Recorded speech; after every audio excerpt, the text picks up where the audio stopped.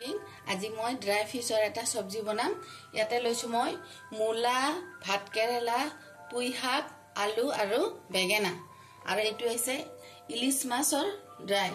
এইটো মই প্ৰথমত ভাজি লম আৰু তাৰ বাবে মছলা লাগিব পিয়াজ, ৰহুন, আদাৰ পেষ্ট, জলকীয়া আৰু বিলাহী আৰু জলকীয়াৰ গুড়ি, ধনিয়া আৰু জিৰাৰ গুড়ি। এতিয়া মই কেনেকৈ বনাও আপোনালোকে চাই থাকক। অকমান বেছিকে লাগিব, তেতিয়া খাই ভাল লাগে।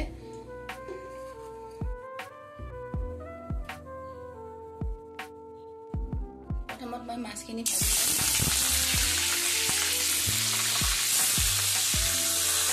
মাছখিনি ভালকৈ ধুই লৈছো গৰম পানীত। তাতে নিমখ দিয়া থাকে, নহ'লে নিমখ চোকা হৈ যায়, সেইকাৰণে ভালকৈ ধুই ল'ব লাগে। অকমান সময় ফ্ৰাই কৰি মই পিয়াজ দি দিছো। পিয়াজ আৰু ৰহুন আদাৰ পেষ্টটো আগতে দি দিম।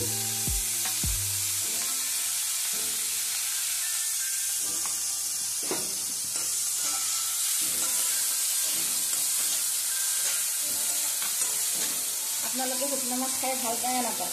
মই কিন্তু শুকনা মাছ বহুত প্ৰিয়। মই সদায় দিলেও সদায় খাব পাৰোঁ। আৰু মোৰ হাজবেণ্ডে বহুত ভাল পায় শুকনা মাছ। অকণমান যদি বেছিকৈ জলকীয়া দিওঁ আৰু বেছি ভাল পায় খাই। বনাই খাবচোন।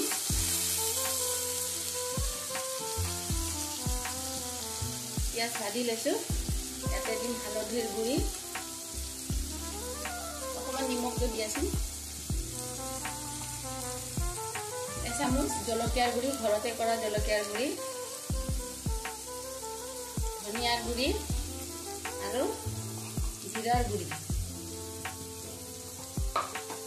আৰু মই লগতে নিমখটো দি দিছোঁ।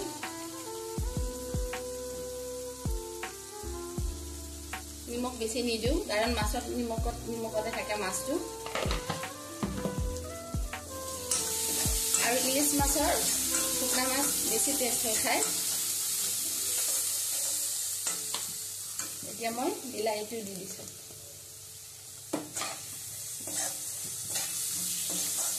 এতিয়া চব্জিখিনি দি দিম।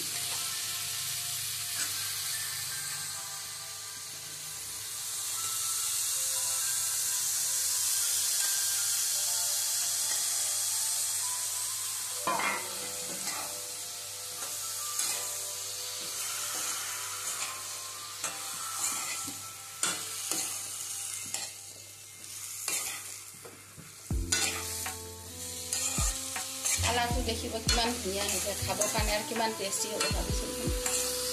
পুই শাকৰো শুকনা মাছ খুব টেষ্ট লাগে।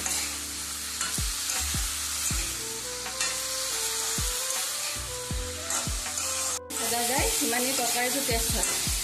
আমাৰ মাহঁতে কয় যিমান তৰকাৰী ভাজা সিমানেই টেষ্ট হয় বুলি কয়।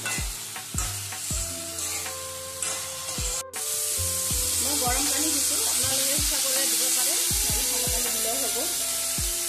অকণমান পানী দিছোঁ চব্জিটো সিজিব লাগিব। লগতে মই কেঁচা জলকীয়াখিনি দি দিছোঁ। চব্জিটো অকণমান সিজিলে মই শুকনা মাছখিনি দি দিম। চব্জিটো হৈ গৈছে, এতিয়া মই শুকনা মাছটো দি দিছোঁ।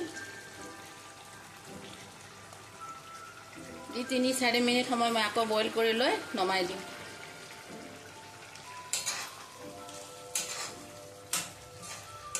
কালাৰটো কিমান ধুনীয়া হৈছে চাওকচোন। বহুত ধুনীয়া কালাৰ হৈছে আৰু খাবলৈ বহুত টেষ্টি হ'ব। এতিয়া গৰম গৰম ভাতৰ লগত আমি খাম। আপোনালোকে চাই থাকিব।